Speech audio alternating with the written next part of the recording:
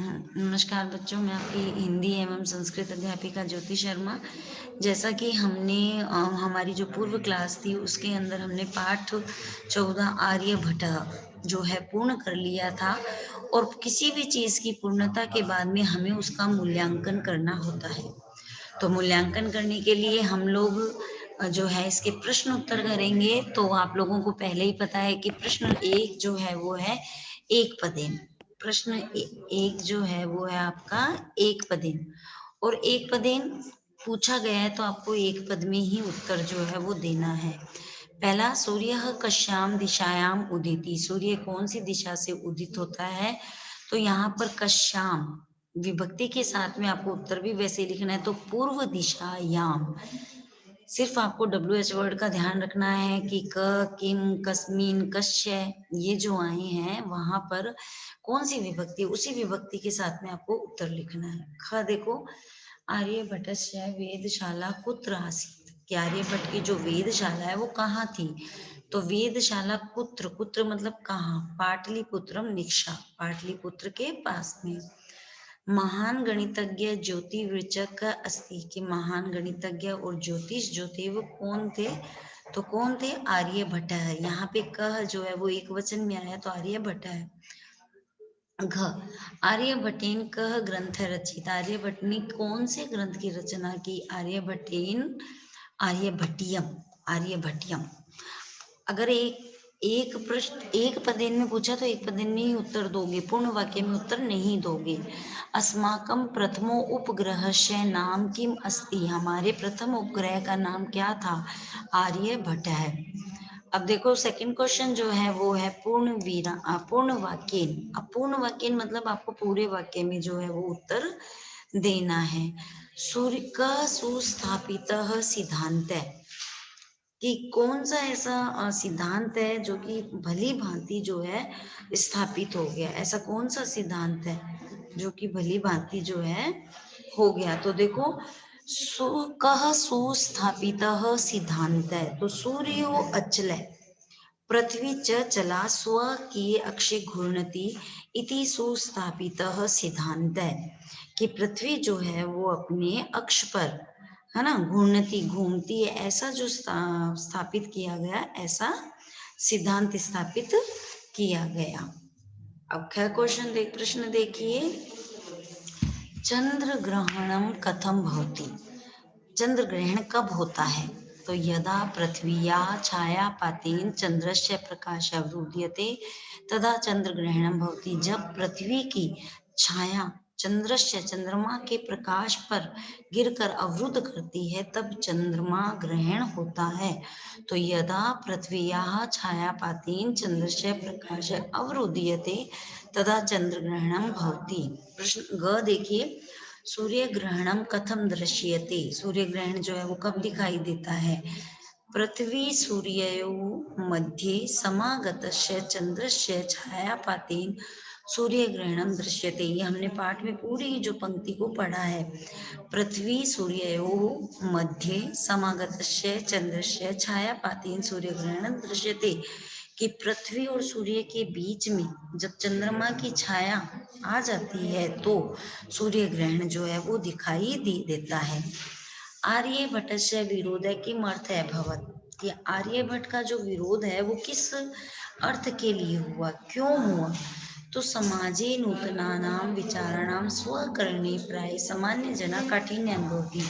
कि समाज में नए विचारों को स्वीकार करना प्राय सामान्य लोगों के साथ में कठिनता का अनुभव करते हैं। भारतीय ज्योतिष शास्त्रे तथैव आर्यभट्टस्य विरोध अभवत्। कि भारतीय ज्योतिष शास्त्र ने भी इनका, आर्यभट्ट का जो है, भारतीय ज्योतिष शास्त्र में भी आर्यभट्ट का विरोध हुआ। अड़े देखो, प्रथमो उपग्रहस्य नाम आर्यभट्ट इति कथम कृतम।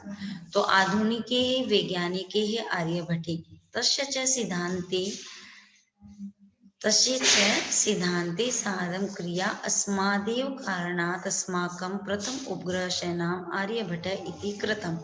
कि पहले उपग्रह का नाम जो है आर्यभट्ट, ऐसा कैसे हुआ?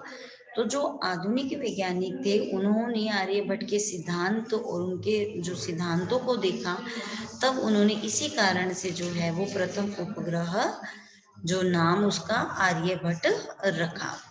तो यहाँ पर अब प्रश्न नंबर 3 देखिए, रेखांकित पदानि आधारित प्रश्न निर्माण कुरु। रेखांकित आधारित जो अंडरलाइन किया गया है उसको आपको प्रश्न निर्माण करना है। जैसा कि मैं आपको हमेशा बताती हूँ कि प्रश्न निर्माण के लिए आपको सबसे पहले तो जब आप उसका प्रश्न बनाते हो तो वहां पे प्रश्नवाचक चिन्ह आना जरूरी है। अगर आप प्रश्नवाचक चिन्ह नहीं लगाते हो तो उस रेखांकित आधारित प्रश्न निर्माण का कोई औचित्य नहीं रहेगा। नंबर 2 बात ये है कि आप लोग जिसमें अंडरलाइन मतलब जिसको रेखांकित किया गया जिस शब्द को, उसमें कौन सी विभक्ति आ रही है, प्रथमा विभक्ति, एक वचन, द्विवचन, बहुवचन, चतुर्थी, पंचमी, स्त्रीलिंग, पुल्लिंग, जो भी है आप लोगों को व्याकरण भाग देखना है और उसी के अनुसार आपको जो है उत्तर लिखना है। तो देखो जैसे पहला देखो, सूर्य पश्चिम दिशायाम दिशायाम अस्तम गच्छति। अब यहाँ पे पश्चिमायाम, पश्चिमायाम पे क्या किया गया है, अंडरलाइन किया गया है, तो आपको लिखना पड़ेगा कश्याम।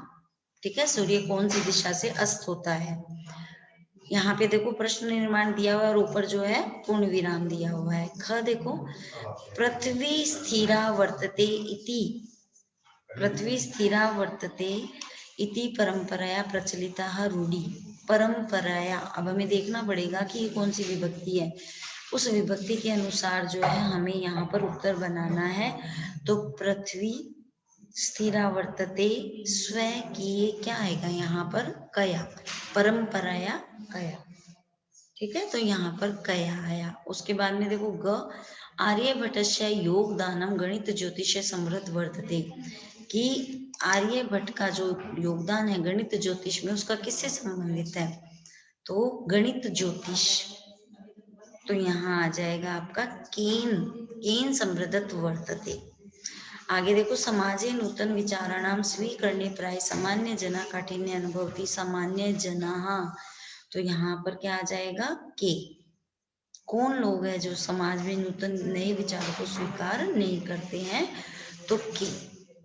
प्रश्न नंबर यहाँ पर देखो जो है अड़य आपका जो है, पृथ्वी सूर्यो मध्ये चंद्रस्य छायापातीन सूर्य ग्रहण भवति।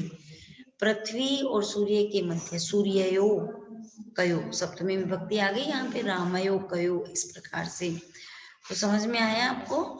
चलिए अब आगे देखते हैं, मंजूषात पदानी चित्वा रिक्त स्थानानि पूर्यत। मंजूषा मतलब संदूक, पेटी जिसे हम बोलते हैं, या हेल्प बॉक्स भी हम बोल सकते हैं उसको।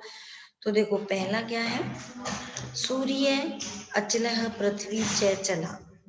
ठीक है, अब हमें यहाँ पे देखना पड़ेगा, पृथ्वी स्वकीय अक्षय घूर्णति, यदा पृथ्व्या छायापतेन चंद्रस्य प्रकाश अवरुध्यते तदा चंद्रग्रहणं भवति। नौकायाम उपविष्ट मानवः नौकाम स्थिरा अनुभवति। तो आप लोगों को यहाँ पर मंजूषा से देख करके जो है रिक्त स्थान की पूर्ति करनी है। ठीक है, ये प्रश्न नंबर 4 हो गया। चलिए अब प्रश्न नंबर 5 देखते हैं, संधि विच्छेदम कुरु। संधि विच्छेद कैसे करना है, जैसे हिंदी में करते हैं वैसे सूर्याचलः। अच्छा, संधि विच्छेद में आप लोगों को ध्यान रखना है, अगर पीछे विसर्ग हलंत दिया हुआ हो तो आपको संधि करते समय वो करना है। ग्रंथो अयम, ग्रंथः प्लस अयम, सूर्याचल है, सूर्य प्लस अचल है, तथेव तथा प्लस एव, कालातिगामिनी, काल प्लस अतिगामिनी, दो काला, ला में अ है, प्रथमो उपग्रह से, प्रथम प्लस उपग्रह से। ओके, अब आप लोग यहाँ पर देखिए प्रश्न नंबर 6, अधोलिखित विपरीतार्थक पदानी लिखत। आपको क्या करना है यहाँ पे, अधोलिखित विपरीतार्थक पदानी, अब आपको अपोजिट लिखना है तो आप लिख सकते हैं, बस आपको सिर्फ इतना ध्यान रखना है कि जहां पर भी विसर्ग हलंत है उसको आप लिखोगे। जैसे देखो यहाँ पे उदय अस्तम, तो यहाँ पे तो होगा ही नहीं, अचल अचल है, अंधकार है प्रकाश है, स्थिर है अस्थिर, समादर है निरादर है, आकाशस्य पतालस्य। कोई जरूरी नहीं है कि आप लोग यही लिखो, अगर आपको कोई अन्य पर्यायवाची याद है तो आप वो भी लिख सकते हो। तो क्वेश्चन नंबर 6 का ए हो गया हमारा विपरीत। अब आ देखो, अधोरेखित पदाना समानार्थ पदानी पाठात चित्वा लिखित। समान इसके बराबर जो पाठ में आए हैं, जैसे संसारे लोके, इदानीं, सांप्रतम, वसुंधरा, पृथ्वी, समीपम, निक्सा, गणनम, आंकलनम, गणना करना, राक्षसौ, दानो, ये सब हमारे पाठ के अंदर आए हुए हैं, तो हम पाठ में देख सकते हैं।